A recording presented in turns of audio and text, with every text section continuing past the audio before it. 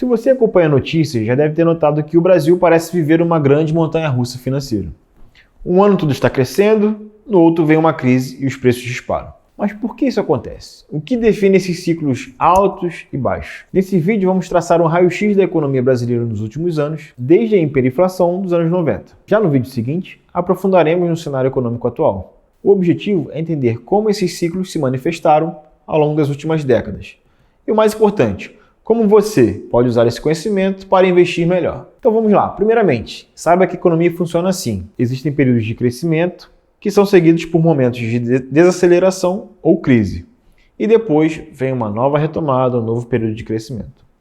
O Brasil, como um país emergente, vive isso de maneira mais intensa. Por exemplo, nos últimos 30 anos passamos por momentos de euforia econômica, crises financeiras, hiperinflação, planos econômicos e várias mudanças de governo que impactaram diretamente o nosso bolso e no mercado financeiro. Nos anos 90, tivemos ali a época da hiperinflação e depois a chegada do Plano Real. Imagine que, por exemplo, você vá ao supermercado e o preço do arroz muda enquanto você está na fila do caixa. Era isso que acontecia no Brasil no começo dos anos 90, na época da hiperinflação. Era algo tão absurdo que a inflação chegava a 2.500% ao ano. O dinheiro perdia valor tão rápido que as pessoas corriam para gastar tudo assim que recebiam o salário. E foi isso que levou à criação do Plano Real, em 1994, que estabilizou finalmente a nossa economia e deu ao Brasil a sua moeda forte, o real. A inflação caiu drasticamente e o país entrou em uma nova era econômica.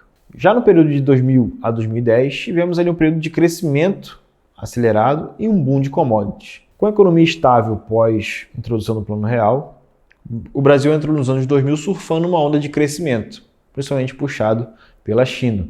E a explosão do comércio global impulsionou o preço das commodities, como soja, minério de ferro e petróleo. E o país viu sua economia decolar. Por consequência, o crédito ficou barato, milhões de brasileiros saíram da pobreza e o consumo disparou. Até que, em 2010, o Brasil registrou um crescimento impressionante de 7,5% no PIB. E como isso impactou no mundo dos investimentos? Bom, as ações e o mercado em geral subiram muito forte, especialmente Petrobras, Vale e bancos. No mercado imobiliário também tivemos um boom. Com crédito fácil e demanda crescente, tivemos as construtoras listadas em bolsa, multiplicando por muitas vezes.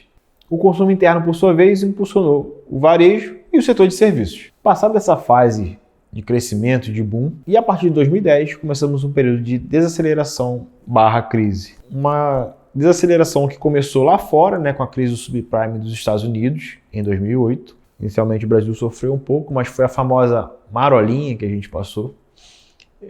Mas em 2010, sim, essa crise chegou aqui no nosso país. E a partir de 2010 o Brasil entrou numa das suas piores crises, que culminou em 2016.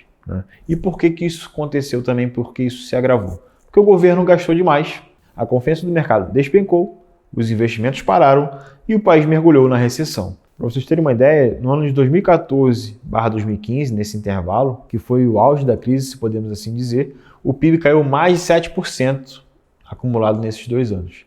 Com isso, milhões de pessoas perderam emprego e o consumo despencou. Com isso, obviamente, a nossa bolsa de valores sofreu e o dólar disparou nesse período. E no que isso afetou os investimentos naquela época?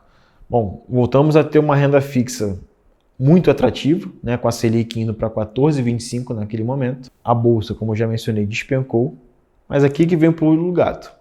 Para quem investiu no auge da crise, lá 2014/2015, nessa época que foi o fundo do poço, digamos assim, entendeu que, na verdade, com resiliência e paciência, esse momento foi uma grande oportunidade de multiplicação de capital. E aí, no início de 2016, veio o processo de impeachment, que trouxe junto com ele um novo governo mais pragmático, e focado em resolver ali a crise fiscal, a crise de confiança que se arrastava nos últimos anos. E aí esse período entre 2016 e 2019, o Brasil começou a se recuperar, a passos lentos inicialmente, mas com o governo adotando medidas para estancar a crise fiscal e a crise de confiança. Uma das principais medidas foi, por exemplo, que o governo estabeleceu o teto de gastos, visando melhorar a eficiência, e também implementou 2 reformas. A trabalhista, que foi 100% implementada, e o começo da reforma da Previdência, que só foi implementada no governo Bolsonaro, aprovada e implementada no governo Bolsonaro mais à frente, mas começou ali no governo Temer. Como resultado disso, a Selic caiu para 4,5%, uma Selic que estava 14,25% no auge da crise, ali em 2015, caiu para 4,5% ao longo desse período 2016 e 2019. Em contrapartida, a Bolsa engatou um rally, né, se recuperou e engatou um rally com crescimento de empresas e entrada de investidores estrangeiros principalmente. Até que, infelizmente, em março de 2020, o mundo parou, né? Vocês sabem muito bem, a Covid-19 pegou todos de surpresa e o impacto na economia, não só no Brasil, mas no mundo, foi imediato, né? Só em 2020 o nosso PIB despencou 4,1%, que foi a maior queda anual desde 1990. A nossa bolsa caiu impressionantes 45% em 20 pregões. Foi algo assim, só quem passou sabe e guarda aqueles pregões, né, bem sofridos e bem impactantes para sempre na memória. E, obviamente, o dólar disparou, superando ali os 5,70. Os investimentos, como eu mencionei, a renda variável desabou, ações, fundos imobiliários sofreram bastante, mas, obviamente, gerou oportunidades para quem soube manter a calma. Por outro lado, o dólar disparou, que é o que acontece geralmente quando a gente tem momentos de incerteza, né? E serviu de proteção para quem tinha investimentos no exterior. Então, o que é importante notar ao longo de toda essa história que eu contei aqui dos últimos 30 anos, né? Momentos de pânico sempre foram seguidos por fortes recuperações. Quem aproveitou as quedas na bolsa ao longo do tempo e comprou boas ações teve retornos impressionantes nos anos seguintes. Após o tombo lá em 2020, veio a recuperação. Os governos ao redor do mundo injetaram trilhões de dólares em suas economias, baixaram os juros e incentivaram o consumo. No Brasil, por exemplo, tivemos o auxílio emergencial, a Selic foi para 2%, a mínima histórica, a gente nunca tinha visto uma Selic tão baixa, e um boom no mercado financeiro, né? Muitos brasileiros aproveitaram esse momento que estavam em casa para conhecer a Bolsa de Valores, né? A Bolsa, que havia caído para 63 mil pontos, dobrou de valor em pouco mais de um ano, né? Chegou a bater os 130 mil pontos lá em 2021. Além disso, tínhamos, antes do Covid, 700 mil investidores na Bolsa e saltamos para mais de 3 milhões de pessoas em 2021.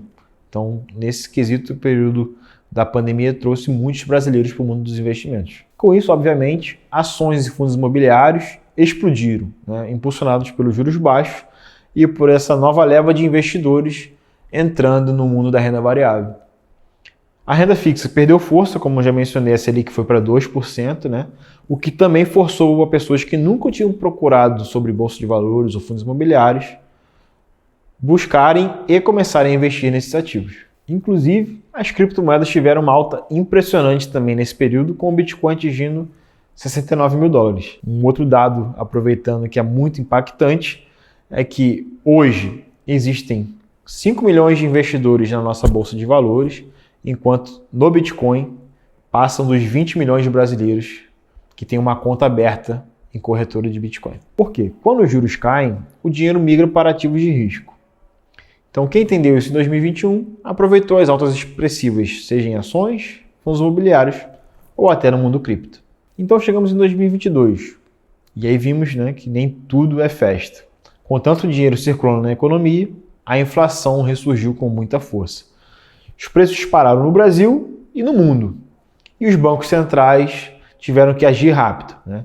O Banco Central Americano, que é o Fed, né, o Federal Reserve, começou a subir os juros e o Brasil fez o mesmo, né? O mundo inteiro acompanha o movimento do Banco Central Americano geralmente. E, para piorar, ainda tivemos as eleições presidenciais, né, trazendo uma grande incerteza para a nossa economia aqui no Brasil. Com isso, a Selic, que estava em 2% em 2021, saiu para 13,75% em 2022. Tamanha a incerteza que estava gerando no mercado a questão da eleição e também a inflação ressurgindo levou a esse movimento por parte do Banco Central. Com isso, obviamente, os investimentos de renda fixa novamente se tornaram atraentes. E aí voltamos a ver títulos públicos pagando inflação mais 6% e o dólar ficou bem volátil nesse período eleitoral, variando ali entre 4,60 e 5,70. Logo chegamos em 2023, que após um ano de 22 turbulento, 23 foi um ano mais tranquilo, né? A inflação começou a desacelerar e aí o Banco Central entendeu que poderia começar a cortar os juros num ritmo mais lento, um ritmo mais cauteloso, a Selic caiu de 13,75 para 11,75 durante o ano de 2023. E a inflação ficou ali próximo de 4,60, né? 4,62 para ser mais exato, dentro da meta que o Banco Central estipulou ali para a inflação, né? Nós tivemos um dado muito interessante. O desemprego caiu para 7,8%, refletindo uma boa recuperação da nossa economia e do mercado de trabalho. E já que vimos em aulas anteriores como o governo pode interferir na nossa economia e ter consequências para o mundo dos investimentos, vamos falar um pouco do que foi implementado por esse governo em 2023. Primeiro de tudo foi o novo arcabouço fiscal que entrou em vigor em agosto de 2023. Ele veio para substituir o teto de gastos, mas ainda assim era um limitador dos gastos do governo, visando substituir o antigo teto de gastos e assegurar uma sustentabilidade fiscal. E é importante destacar que o mercado financeiro, a princípio, viu com maus olhos esse novo arcabouço fiscal, né, com a percepção de que não seria suficiente para conter os gastos governamentais. E isso também causou bastante alvoroço no mercado na época. Inclusive porque, junto do novo arcabouço, o governo trouxe duas outras propostas, né, que foi o novo PAC e o Desenrola. O PAC com investimentos, né, de grande magnitude, de 1,7 trilhão em infraestrutura e energia, um volume bem robusto, né, e vindo do governo. Então, obviamente, isso mexe com o déficit público, mexe com dívida pública também. E o Desenrola, né, que buscou reduzir a inadimplência da população e estimular o consumo, né? Só que isso a gente sabe que gera inflação também.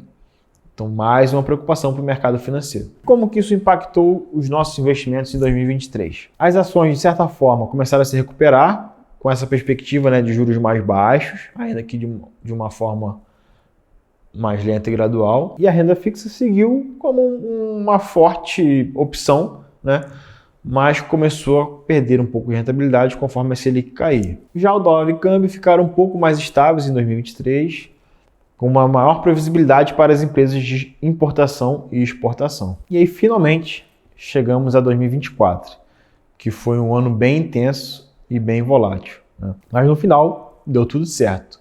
A economia brasileira cresceu cerca de 3,4%, impulsionado principalmente por investimentos robustos do setor privado, do setor público também, né? Falamos do PAC agora há pouco, que vai injetar mais de R$1 trilhão na economia nos próximos anos, até 2026.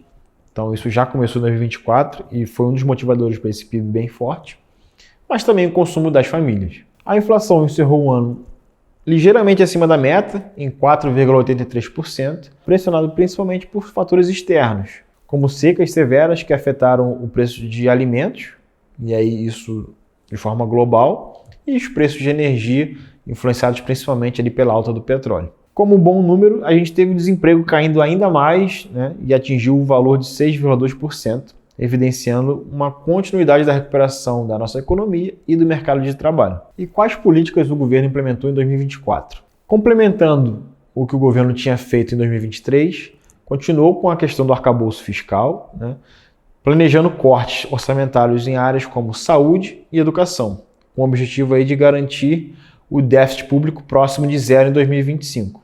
Tivemos também a aprovação de uma nova reforma tributária, que foi votada ali em julho de 2024, e introduziu o IVA, que é o Imposto sobre Valor Agregado, e o CBS, dentro da nova cesta de impostos, né? Só que esses novos impostos vão simplificar o nosso sistema, porém só vão ser implementados a partir de 2026. Foi algo aprovado, porém que não vai entrar em vigor no futuro próximo, né? Então a gente só deve ter um impacto positivo disso a partir de 2026. E nossos investimentos?